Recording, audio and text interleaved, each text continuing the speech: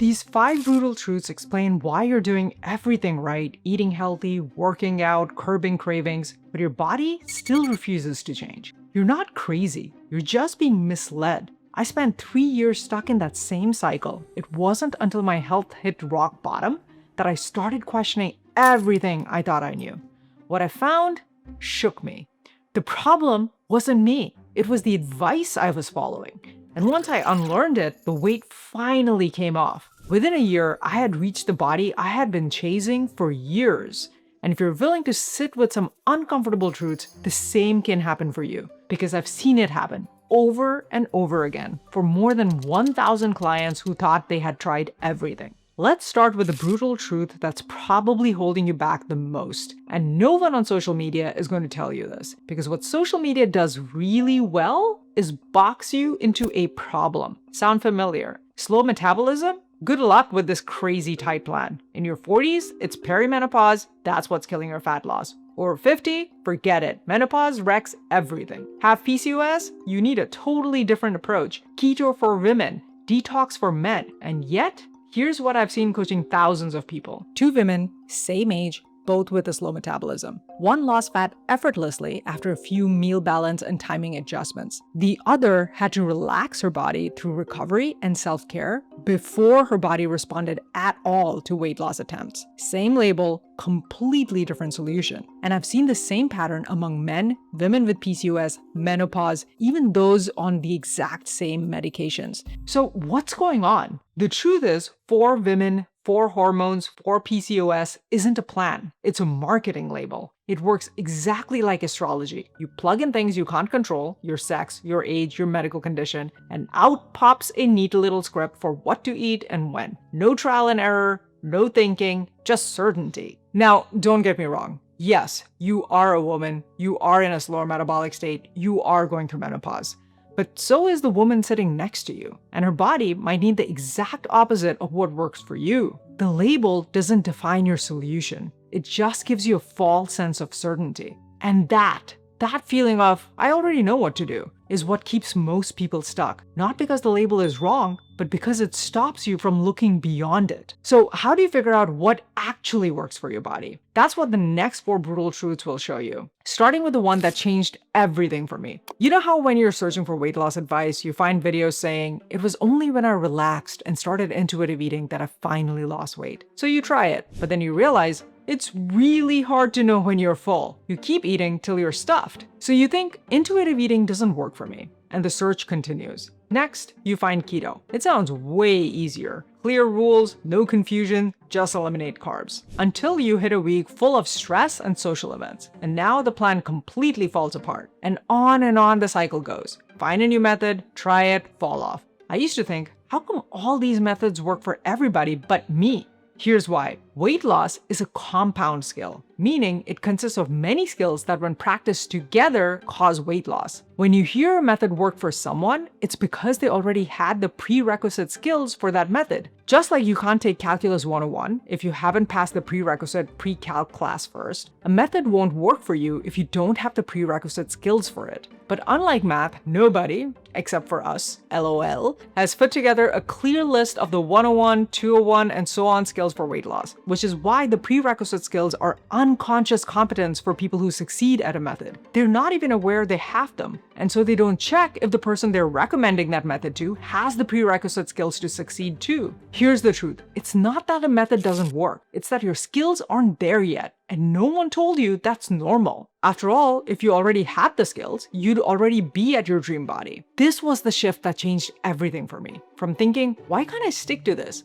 To realizing, oh, I never learned how. And once I treated weight loss like a skill I needed to level up, not a test I kept failing, I finally started to win. So then what are those skills? And how do you know which one you actually need right now? The best way I've found is to use a method from the business world called OKRs, Objectives and Key Results. Its power lies in that it forces you to first get clear on your objective. Where are you going? My first answer to this was lose 20 pounds. That's not an objective. An objective is an inspiring, qualitative description of what you want to achieve. Here's mine. To feel confident, energized, and free in my body, able to enjoy adventures, travel, and time with people I love, without obsessing over food or feeling held back by low energy or self-doubt. When I read that back, I had one reaction. Wow, I'm doing the exact opposite of this. I was cutting treats to zero or swapping them for healthier lookalikes. I would buy low-calorie versions of everything. But inevitably, that made cravings climb and social events feel like landmines. I was also working out every single day with a special obsession on ab exercises. HIIT, strength training, running, all got thrown into the mix. I told myself, just brute force it to your goal body. Then you can finally relax. But if I stop to examine that belief, it'd fall apart. First, what are the odds I can actually stick to a plan that makes me hungrier, more deprived, and less connected to the people and experiences I love? Answer: 0. Second, even if I somehow willpowered my way to my goal body, what did relaxing mean? Going back to my current habits, which meant I would regain all my lost weight back. The truth hit hard. I had been chasing a body and life I wouldn't be happy in. No more. I broke my objective into 3 parts. 1, I need to be able to continue eating my favorite foods while losing weight because I know I'll be eating them at maintenance. Maybe smaller portions, maybe less often, but not 0. And not all of them swapped for healthified knockoffs. Sometimes cheese and sugar is what I need. 2, I want to do movements I would do even if I wasn't trying to lose weight. Like, I want to be able to walk and climb stairs and hills no matter my age. So those are a thumbs up. I don't enjoy running, so I'm not going to do it even if it burns 1,000,000 calories. And lastly, the reason I want to lose weight is to feel energized and free in my body. So I'm going to give as much importance to observing if I wake up energized without stimulants like caffeine, making time for dancing, beach trips, goals that are the whole point of losing weight in the first place for me. But we still need to turn this objective into measurable momentum, because inspiration without traction, still stuck. That's where key results come in. The specific trackable milestones that tell you I'm on track toward my dream life. And more importantly, I'm not back to copying social media's version of success. Here was my first step. Put your detective hat on to spot why it wouldn't help me achieve my objective. 1. Lose 1 to 2 pounds per week. Fit into my old jeans in 6 months. Cut sugar 5 days a week, 2 cheat days a week, walk 10,000 steps daily, feel more energized in the mornings, dance every week. The first mistake was there are way too many key results. It's hard to start one habit, let alone 7. Second mistake was the vagueness of some of these goals. Does cut sugar mean 0 sugar or the minimum recommended amount? What makes me believe 5 days of cutting sugar with 2 cheat days would produce results? What does energized mean? And lastly, is losing 1 to 2 pounds per week or fitting into my old jeans in 6 months realistic? The truth was, what I called a plan was actually a Pinterest board of vibes, visual outcomes, vague habits, and random timelines. Let's flip these mistakes. Each part of my objective should at most have 1 to 2 key metrics. Any more and it's impossible to remember or be consistent. And the 1 to 2 key metrics must be the minimum change I need to make at my current body fat stage and skill level to cause fat loss. For the movement part of my objective, I was walking 2,000 steps a day at the time. So the smallest change was to up my average to 3,000 steps a day. That's it. For the energized and free in my body part of the objective, the highest ROI thing I could do according to science was bump my sleep from 7 to 8 hours. For eating, I realized that all weight loss methods sit on a spectrum of least to most structured. On the least structured side is intuitive eating, where I listen to my body to know when, what, and how long to eat. On the most structured side are elimination diets like keto and intermittent fasting. And in the middle are moderation methods like portioning with food groups, Weight Watchers points, calorie tracking, macro counting, etc. Since I wanted to continue eating treats and still have socials, elimination methods were unaligned with my objective, and intuitive eating was too advanced a skill for me at the time. So I needed to have training wheels to build the awareness skills of intuitive eating. This had to be one of the moderation methods. I settled on the mildest moderation possible to produce results: 15% calorie deficit with at least 18% of those calories coming from protein. If you're curious what this is for you, check out the calorie calculator linked in the description below after this video, because you still need to know how to set realistic outcomes. When it comes to outcomes, the truth is you can do everything right and still lose fat slowly. This is because no plan can violate the 3 biological realities. 1, your weight consists of fat and lean mass, the latter of which includes water and glycogen.